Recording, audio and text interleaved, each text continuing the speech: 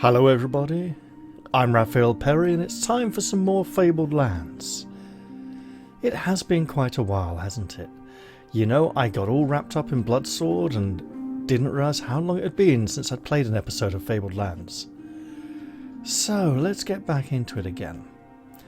Looking at our quest log, we've currently completed all our quests in Saqqara.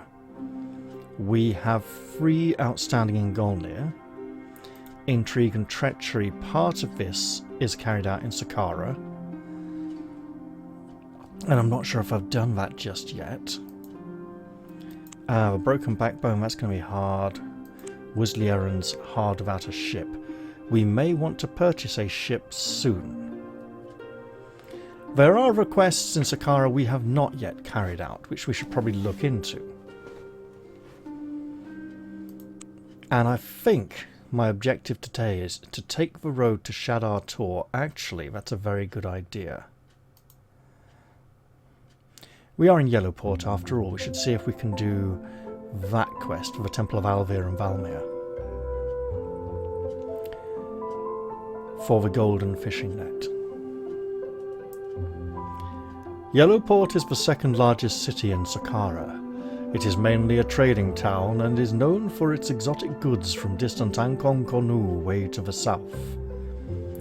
The Stinking River brings rich deposits of sulphur from the Lake of the Sea Dragon down to the town, where it is extracted and stored in the large waterfront warehouses run by the Merchants Guild. From here the mineral is exported all over Harkuna. Unfortunately, all that sulphur has its drawbacks. The stink is abominable and much of the city has a yellowish hue. The river is so full of sulphur that it is virtually useless as a source of food or of drinking water. However, the demand for sulphur is, especially from the sorcerers' guilds, is great. Politically, much has changed in the past few years. The old and corrupt king of Saqqara, Corrin VII, has been deposed and executed in a military coup. General Grieve Marlock and the army now control Saqqara. The old council of Yellowport has been indefinitely dissolved, and a provost marshal, Marlos Marlock, the general's brother, appointed as military governor of the town. We can leave Yellowport by sea, buy or sell ships and cargo, most of which is all done at the harbour masters. For now, though, we're heading to the Temple District. You are standing in the middle of the Plaza of the Gods, where all the temples stand in Yellowport. We shall visit the Temple of Alvir and Valmir, which is built like an upside-down galleon. Alvir and Valmir are brother and sister, king and queen of the land beneath the waves, masters of the sea. Their servants and soldiers are the souls of the drowned, and when seas are rough and storm-tossed, sailors say that Alvir and Valmir are arguing again. Let us commune with the High Priest. The High Priest tells you that a golden net of the twin gods has been stolen. The Repulsive ones have taken it to their palace beneath the sea in the sunken city of Ziosudra. The Repulsive ones worship the fish god Oanes, who struggles with Alvir and Valmir for control of the sea. We must have that golden net, or the Repulsive ones will use it against us. If you return it to us, we will reward you, says the High Priest. The sunken city lies under the coastal waters off the Shadar Tor. We shall accept the mission. Now, this mission we're going to want Sanctity, Scouting, Magic. Oh, magic's a bit low, isn't it? Comeliness, nature. Yeah, we should probably go buy some more potions.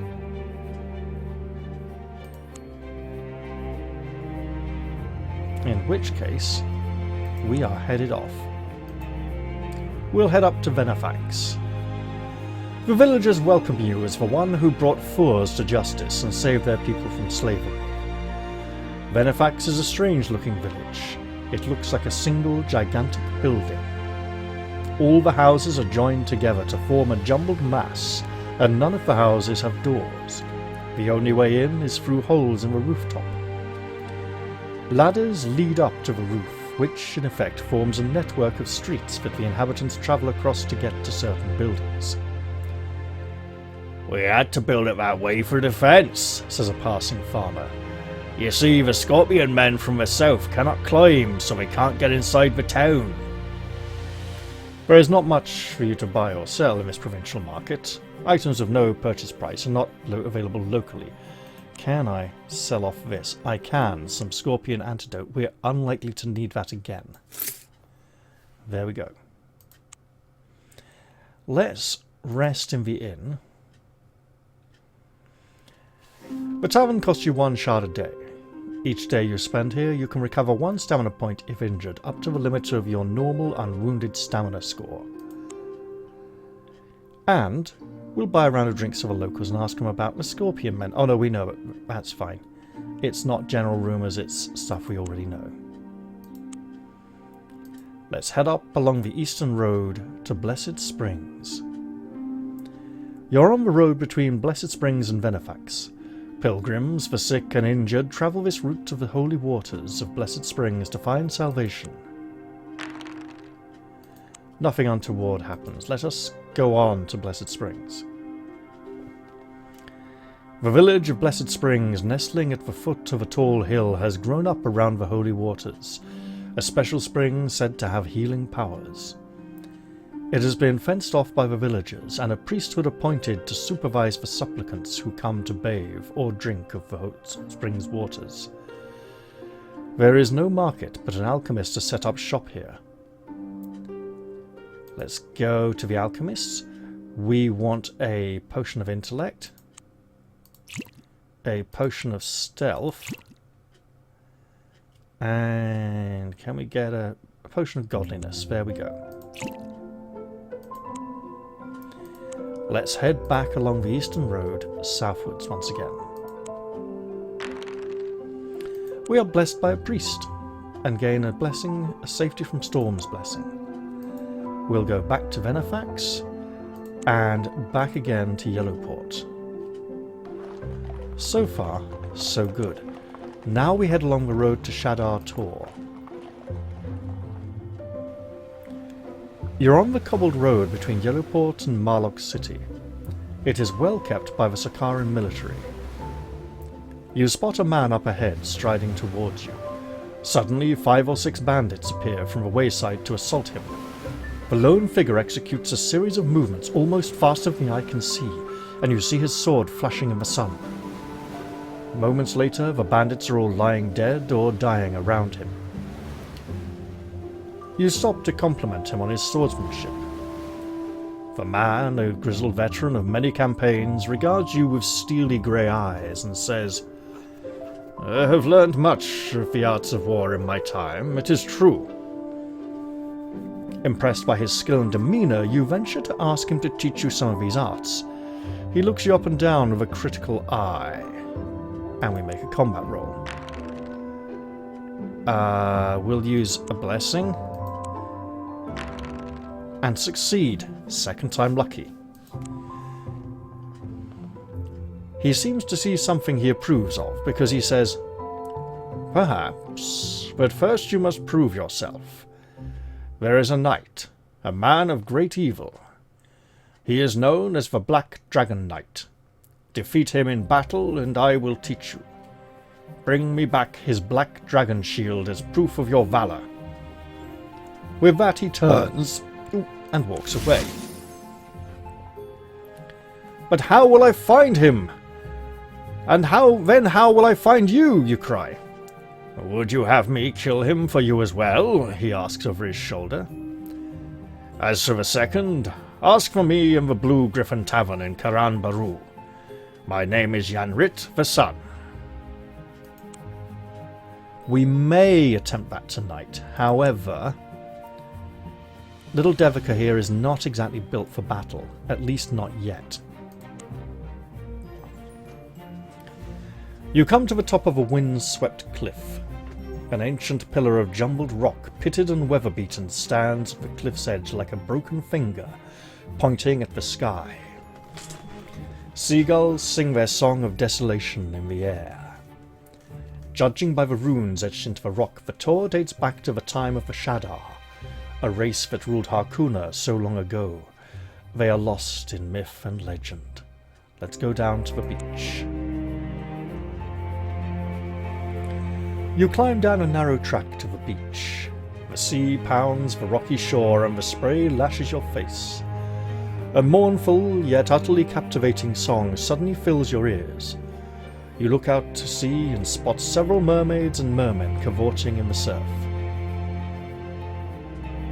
"Come! Come to us!" one of them calls in a lilting voice that fills you with a yearning desire to plunge into the sea and swim out to them.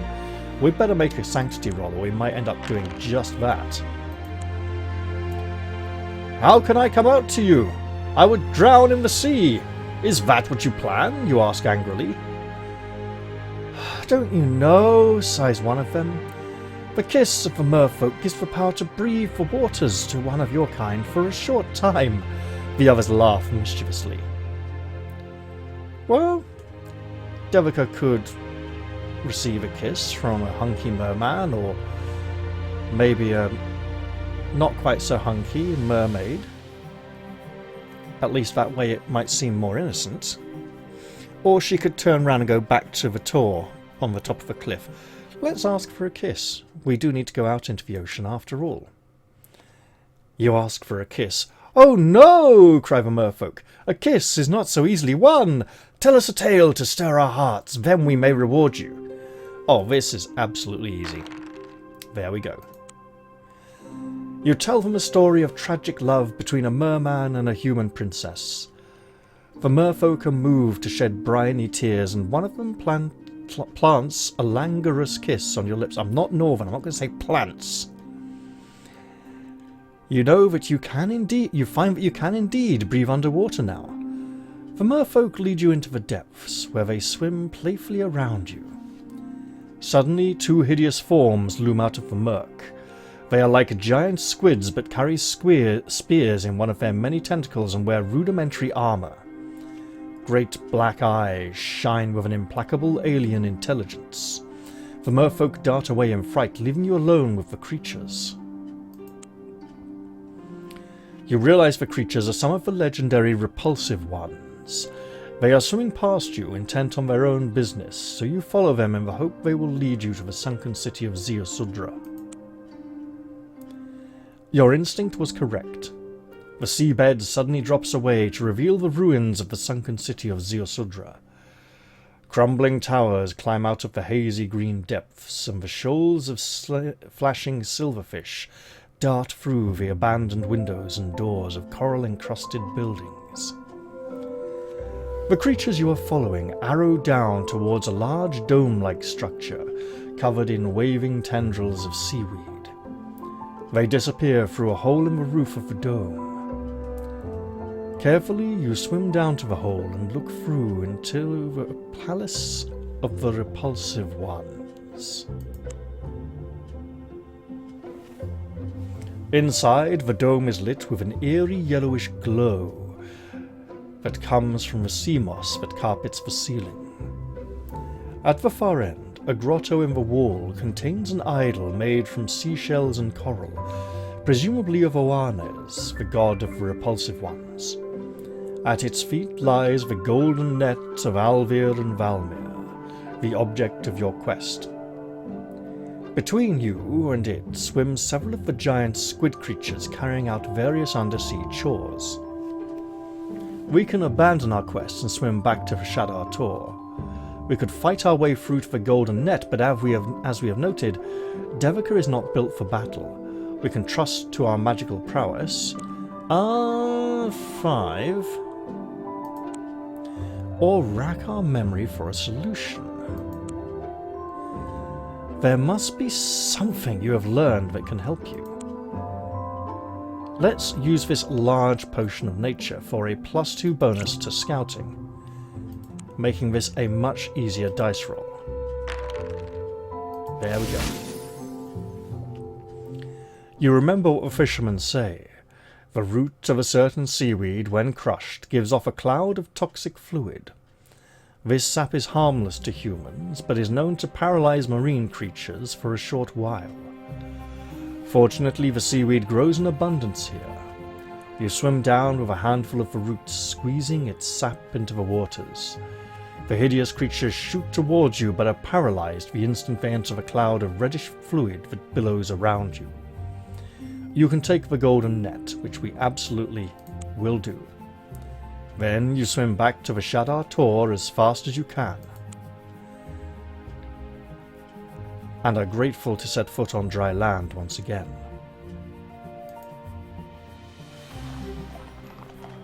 Back in Yellowport, we shall head to the Temple District and the Temple of Alvir and Valmir, where we will seek out the High Priest.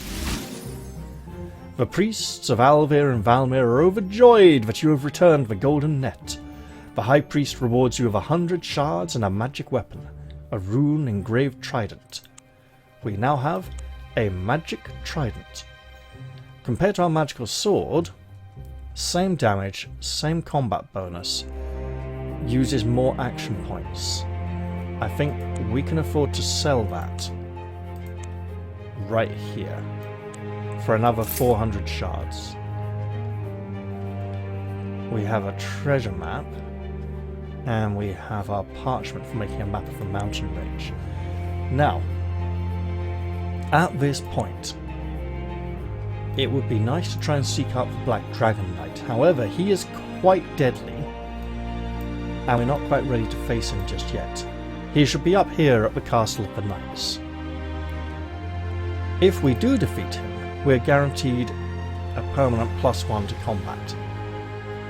However, as I said, he is quite deadly, and maybe, while that +1 combat would help us quite a lot, we would probably want a lot of healing potions to be able to defeat him, and maybe some better defensive gear. So I would say we're not quite ready yet. We got a rabbit's foot charm and a 4-leaf clover. That's a couple of lucky things. If we can get a few more lucky things, we might be really lucky. We do have the moonstone to teleport ourselves to safety once. It's a single-use item. A bottle of fairy mead. We may be able to treat ourselves. What else would we seek out to do next, I wonder?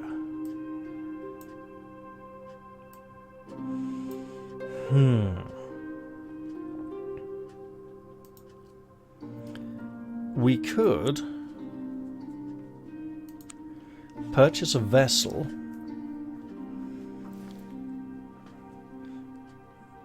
and go looking for the mermaid's hair.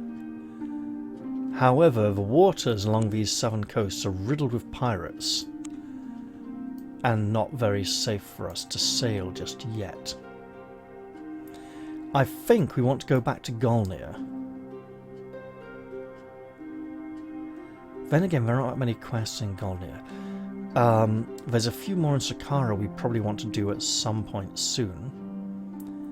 But we're pretty much going to, if we can get one more rank, we can do that down here on the southernmost tip of Golnir. There's a couple of ranks to be gained. Well, there's a rank we could gain in Saqqara, but it is risky. We would need to become involved in the Saqqaran civil war. I think I'll need to spend a little time thinking about that. And you know what? This is probably long enough for an episode for now. And if it's a bit short, hey, I'll stay up a bit longer and record something else. Okay, well, I hope you've all enjoyed this episode, short though it may be, and I will look forward to seeing you all in the very next one. I'll say goodbye for now though, and cheerio everyone! See you all soon.